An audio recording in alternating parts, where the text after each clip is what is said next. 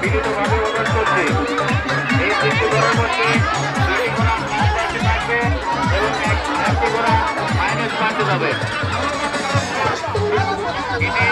Semifinal টুরে এটা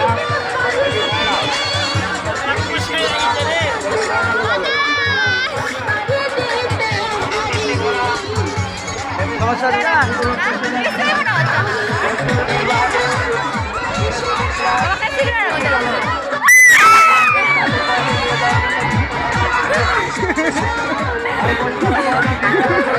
kasih.